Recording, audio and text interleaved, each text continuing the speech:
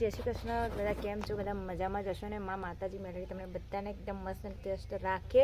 તો આજે ફરી એકવાર તમારા બધાનું વેલકમ છે, સ્વાગત છે અમારા દેશી જલસામાં। તો આજે અમે તમારા માટે નવી રેસીપી લઈને આવ્યા છે, જે એકદમ ઓલ્ડ જૂના જમાનાની રેસીપી છે, જેનું નામ છે અડદની દાળ। જે આખી દાળ આવે એની કઢી અમે બનાવવા જઈ રહ્યા છે। તો ચલો આપણે જોઈએ એ કેવી રીતે બને, હું એમને તમને એની રેસીપી બતાવું કે એમાં શું શું જોશે। એના માટે જોઈએ છાશ, આ છે બાફેલા અડદ, હળદર, રાઈ, તેલ, આ છે હિંગ, આ છે લાલ મરચું, આ છે મરચાં, આદુ અને આ છે મીઠો લીમડો। છે ચણાનો લોટ, આદુ અને મરચાંની પેસ્ટ કરી લઈએ, વાટી લઈએ ખાયણીમાં।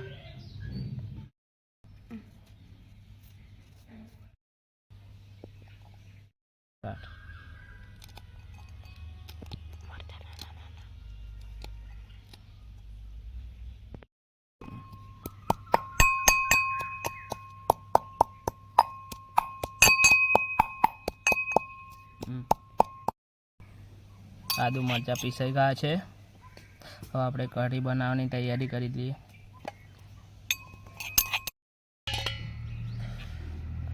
હવે આ છાશ છે, એમાં આપણે આદુ અને મરચાંની નાખી દઈશું પેસ્ટ। પછી એમાં લાલ મરચું,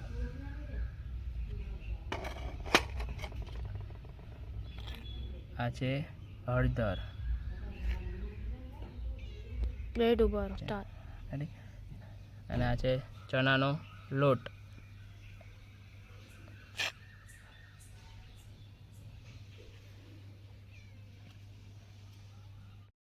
આ બધાને એક સરખું આપણે મિક્સ કરી લઈએ।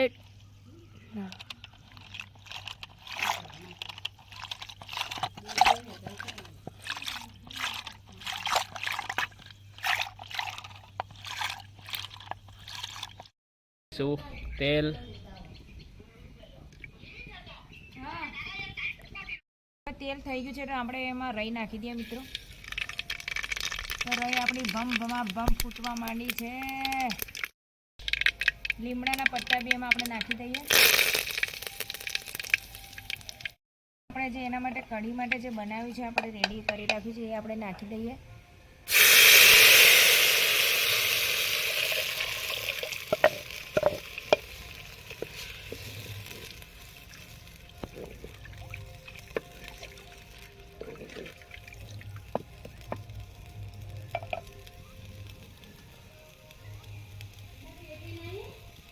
હવે આપણે થોડી કઢીને ઉકળવા દેશું, જેથી કરીને થોડો મસાલો એકદમ મસ્ત યમ્મી થઈ જાય।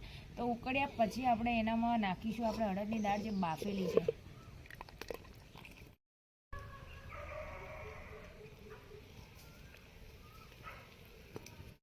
આમાં નાખીશું સ્વાદ અનુસાર મીઠું,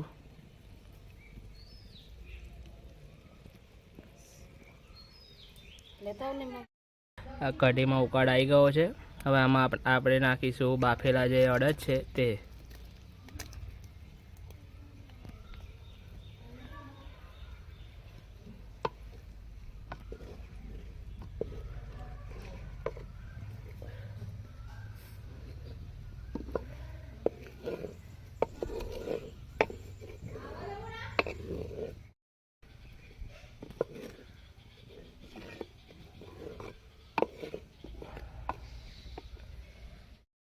તો તૈયાર છે વર્ષો જૂની અડદની કઢી। તો આપણી આખા અડદની કઢી તૈયાર છે। તમે જોઈ શકો છો, મસ્ત રેડી થઈ ગઈ છે। તો તમે આને રોટલા સાથે બી ખાઈ શકો છો, રોટલી સાથે પણ ખાઈ શકો છો, પણ આપણે એમને એનો ટેસ્ટ કરીશું।